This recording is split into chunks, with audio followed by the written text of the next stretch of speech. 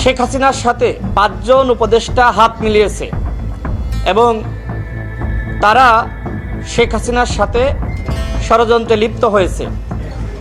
ঐক্যমত্য কমিশনের পক্ষ থেকে আমাদেরকে ডাকা হয় এবং আমরা যতটুকু তাদের কাছ থেকে শুনেছিলাম যে আজকেই চূড়ান্ত সিদ্ধান্ত আসবে।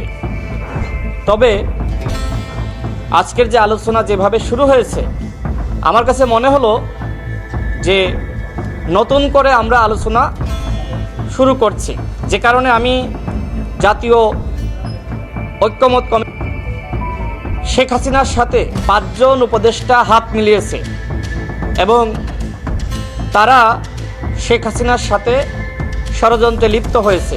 ঠিক একইভাবে আজকের এই আলোচনা দেখে মনে হচ্ছে যে আমরাও শেখ হাসিনার সাথে হাত মিলিয়েছি।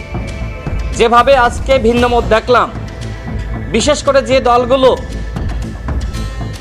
সর্বশেষ দিন আমাদের যে বৈঠক হয় সেখানে তারা বক্তব্য রেখেছিল যে একই দিনে জাতীয় নির্বাচন এবং জুলাই জাতীয় সনদের পক্ষে গণভোট, তারাও দেখলাম যে আজকে ইউটার্ন করেছে।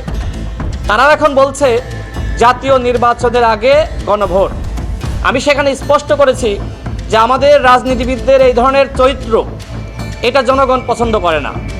আপনি সকালে একটা বলবেন, আপনি বিকালে একটা বলবেন, আপনি আজকে একটা বলবেন, কালকে একটা বলবেন, এটা তো হইতে পারে না।